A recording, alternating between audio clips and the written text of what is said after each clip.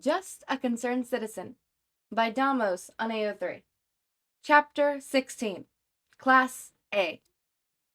Class A group chat. Please do not change this. Pikachu 2. So. Spaced out. So. The situation is under control, everyone. Inasha showed up. Pikachu 2. Yeah, like that's what we needed to talk about here. You guys are never going to guess who else showed up to save everyone's asses. I like big beats. Okay, well, before we descend into that chaos, is everyone good? Momo? Still on my way, by the way. Spaced out. Everyone's been evacuated, and some people are starting to be able to move again, so good signs. The only people with major injuries are Kuro and, well, Pikachu 2. Smiley face. Wait. Frowny face. Ingenium. Formally requesting that we dispense with the guessing game. This has been a very stressful situation for us all. Pikachu 2. Oh, fine. Take the fun out of it, why don't you? Then again, it's not like I could make the concerned citizen showing up, saving our asses, any more dramatic.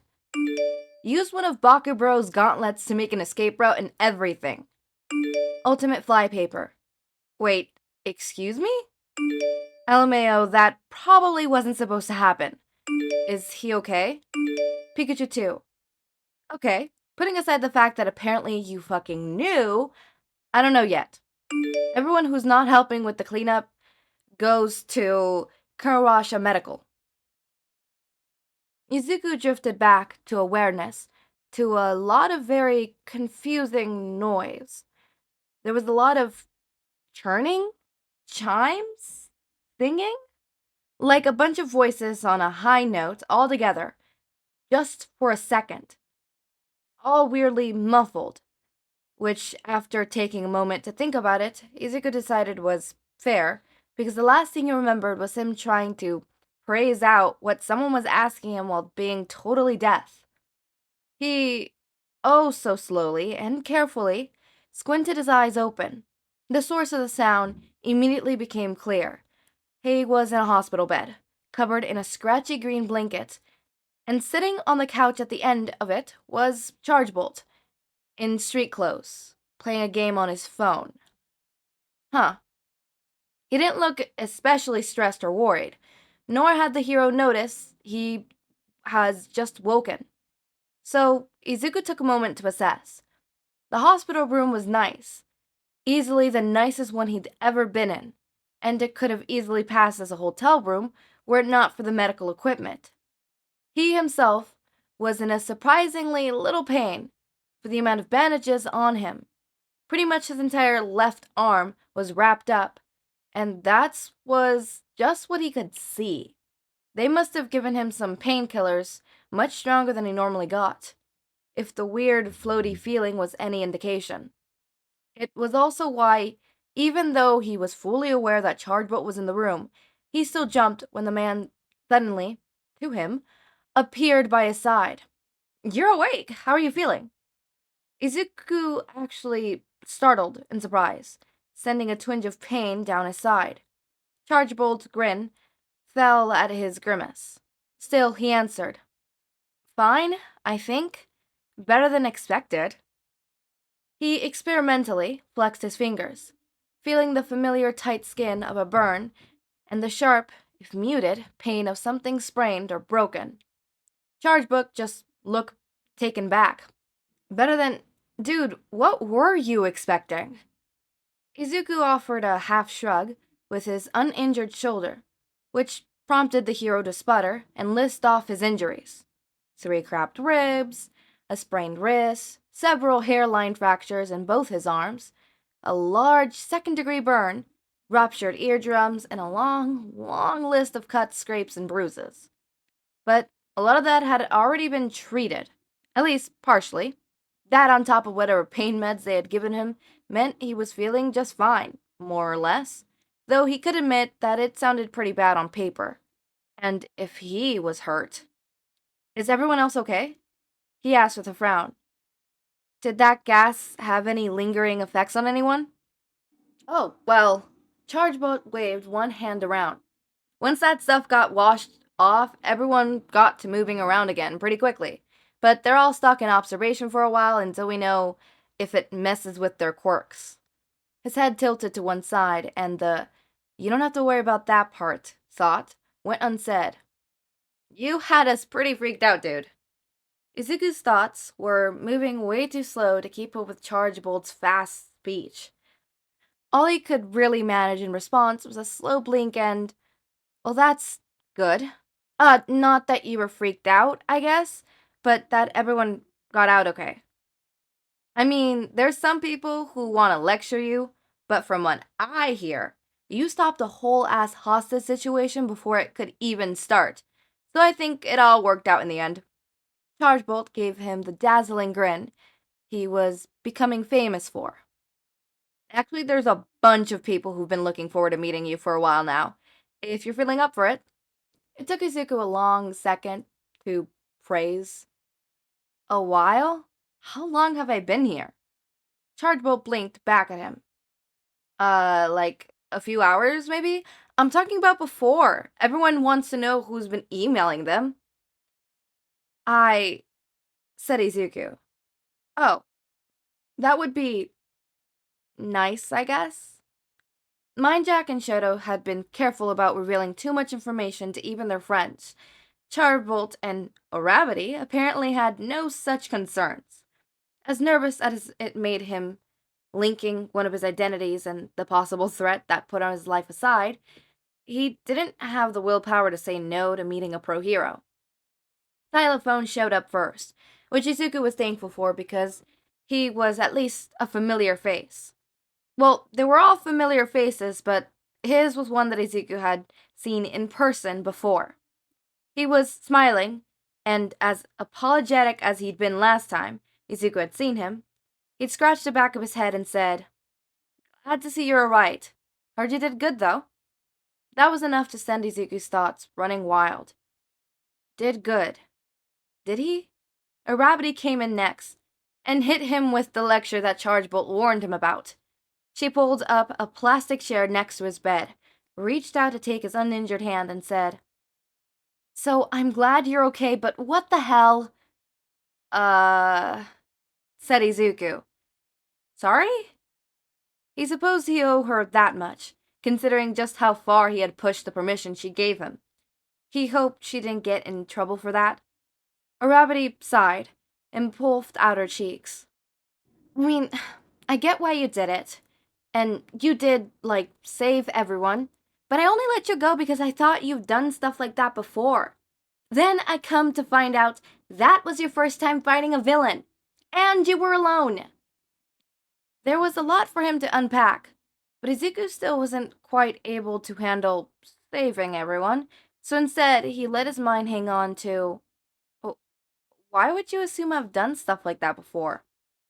"Oh, I don't know, maybe the crazy specific emails that implied you were working in the criminal underground?" Implied what?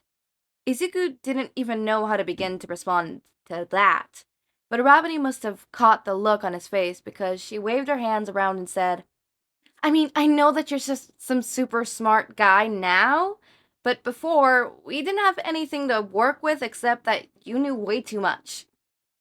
Izuku could only stare. Arabity stared back before slapping her cheeks and saying, "Well, anyways, I don't know what else to say about this since you already know what you've been doing was stupid and dangerous. Besides, like, thanks?" And Izuku's mind, still lagging a far bit behind, said, "Are you sure?" And as though it was the most obvious thing imaginable, Arabity said, "Yeah, I mean, I don't know anyone else in the world who was in the position to surprise those guys like you were." After her, Earphone Jack and Red Riot swept through and thanked him again, the latter so loudly and profusely that Izuku couldn't fit in a word. Not that he knew what to say anyways. Then came heroes he had never even guessed had an interest in him. Sugarman brought him a basket gift, even though he was pretty sure he'd only emailed the hero once. Floppy and Ara Voice Both very kindly asked him how he was doing, and there were even some heroes who showed up that he'd never interacted with at all. She-Mage, Vine, Spyro all showed up to thank him for saving Black Black. Hell, even Gale Force stopped by and loudly thanked him for his assistance. Was that what he had done? Even in the moment, he had been so worried that he made things worse. But as he floated through all of the meetings, there seemed to be a theme. You were so helpful. What you did was manly. We don't know what we would have done if you hadn't showed up. He'd help, even if he didn't think so. The heroes did. He'd helped. It was an overwhelming couple of hours before the nurse came in and shooed everyone else out, giving him another dose of painkillers that Izuku confirmed was in fact much stronger than what he normally got when he went to the hospital in the past. And a rundown of what his treatment looked like, a second round with a doctor who could fix his bones, another day of observation, and a lot of changing out of the bandages that wrapped his burns. He knew how to do that part quite well, but he politely sat through the explanation anyways. And then, finally, he had a moment alone to think. He wasn't really sure if he wanted to. Izuku knew he had the tendency to overthink. In the moment, he hadn't had the chance, but in hindsight, well, he shouldn't have let that situation happen in the first place. He should have figured it all out sooner. But that besides, he had been so lucky to have been able to do what he had. If he was better at fighting, maybe he wouldn't have cut it so close. There had been too many times where the villains should have, gone for one of the heroes instead of him. And if he had just been a moment late when the villains had gone for Bakugo's gauntlet, then things would probably be looking a lot worse for everyone. Izuku drew up short when he realized what he was thinking. Learn how to fight and it won't happen next time. But that was ridiculous. That was such a specific situation. One that would probably never happen again. There wouldn't be a next time unless he sought it out himself. Alone with his thoughts, the conclusion that kept circling back was, well, what else are you gonna do? The same nothing you have been doing? If he accepted that he really had been able to help, then Izuku was sure that there wouldn't be any going back for him. So if he was going to go out there and, what, try to be a hero? Wasn't that still ridiculous? But he wasn't a hero and still been able to help. Supposedly, so he could do something. And if he was going to do that, he'd have to take it seriously and, he wished he could get someone else's opinion on this. He wished, a little selfishly, that Shinsou were here. He wasn't getting answers just laying around, but he wasn't exactly able to go anywhere either. His phone, which had miraculously survived the whole event, was nearly out of battery, and he was without a way to charge it. The only person he could ask to bring him his things was someone who'd he removed from his emergency contact list so he wouldn't have to worry her if he ended up in the hospital like he was right now. He'd have to call his mom later this week, but he didn't know what to tell her just yet. No, the only thing he found himself thinking about was, I want an even playing field. He didn't sympathize with the villain, not exactly. Kidnapping and human experimentation was too far. And an arsenal that could knock out 80% of the population in seconds was dangerous in anyone's hands. But they hadn't been totally wrong. People didn't treat the Quirkless kindly, and they weren't going to suddenly start. What had driven them to the point where such a drastic measure was the only option left? The trouble was that Izuku could imagine it all too easily. Betrayer, was he? If he had decided that he was trying to solve the problem of the Quirkless, what would he do? Was this sort of thought even worth entertaining? It was too big of a problem for him to be able to do anything about, right?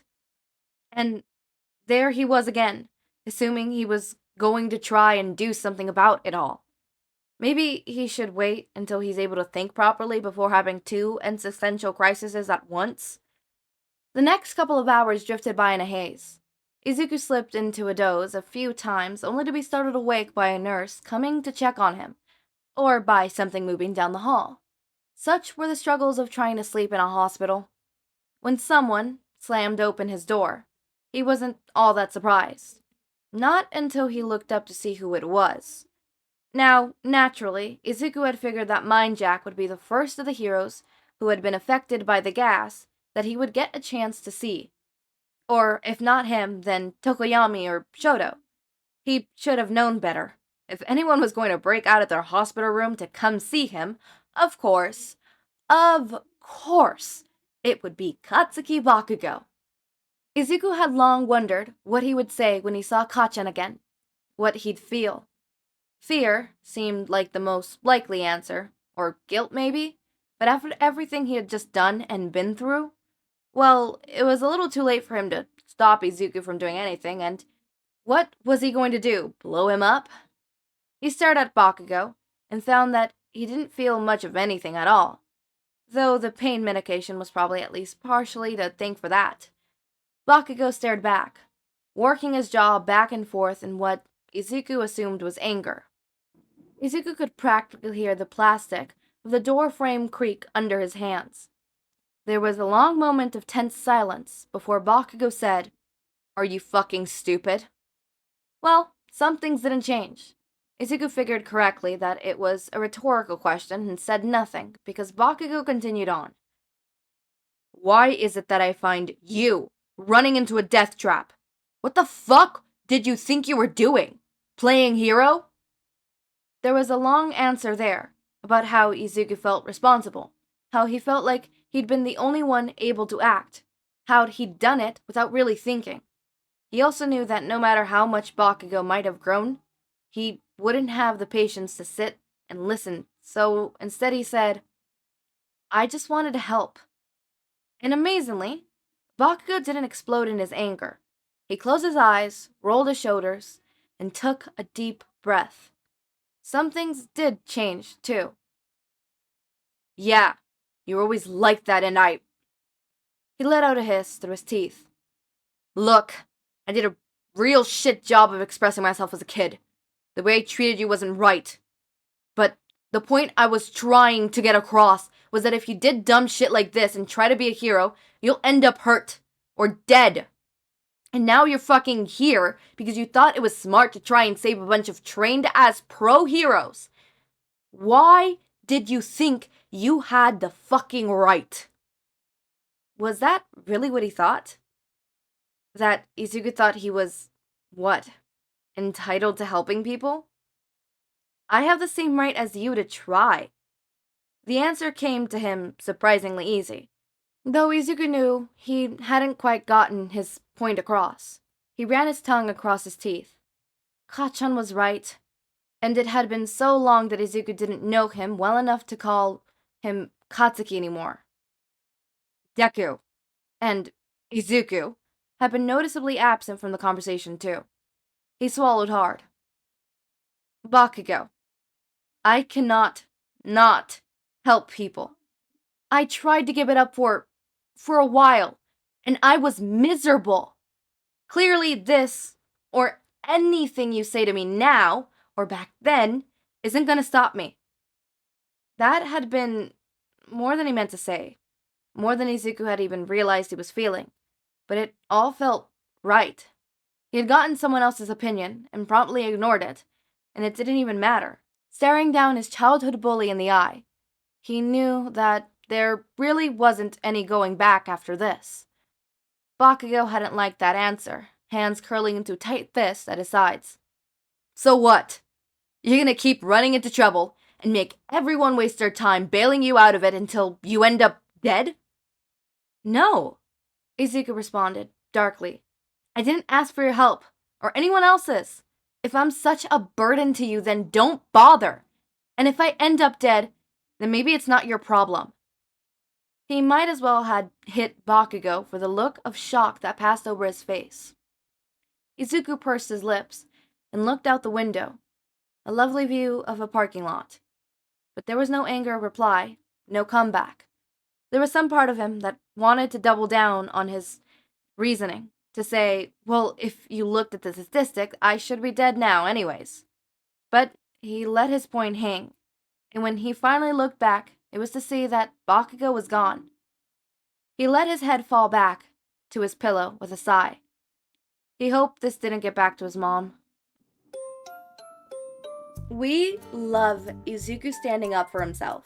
I always love when Izuku is able to, stand his ground and say no, because it's Izuku. It's my baby. It's Izuku, okay? I'm just saying this, right? I absolutely love when he grows a backbone in fan fictions because he deserves that backbone, and I hate seeing him pushed around and shoved and